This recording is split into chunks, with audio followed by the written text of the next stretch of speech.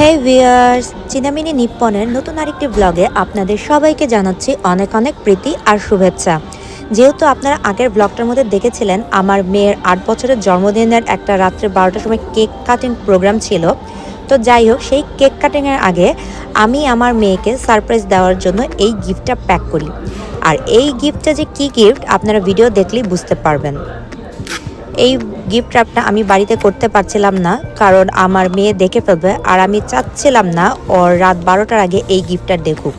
তাই আমি একটা ম্যাকডোনাল্ডে গিয়ে কফি খাওয়ার পরে এই গিফট র্যাপটা সুন্দর মতো করে নিয়েছিলাম। আর ভিউয়ার্স, আপনারা এখনও যারা আমার চিনামিনি নিপ্পন ইউটিউব চ্যানেলটা সাবস্ক্রাইব করেননি, অবশ্যই সাবস্ক্রাইব করতে ভুলবেন না। সামনে নতুন নতুন ভিডিও দেখার জন্য আপনাদের আমন্ত্রণ রইল।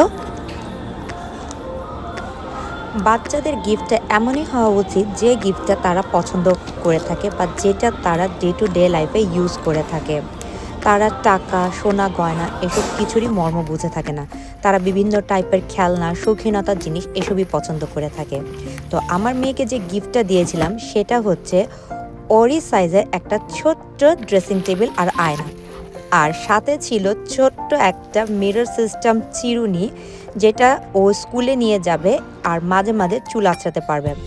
আমার মেয়ে আমার থেকেও বেশি একটু সাজুগুজু করতে পছন্দ, তাই ওর জন্য মনে হলো এই ৮ বছরে এই গিফটটাই সবচেয়ে বেস্ট হবে। তাই আমরা অনেক খুঁজে খুঁজে এই গিফটটা ওর জন্য কিনে নিয়ে এসেছিলাম।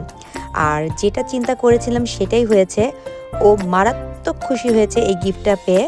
আমার কাছ থেকে এই গিফটটা পেয়ে তো খুবই খুশি হয়েছে।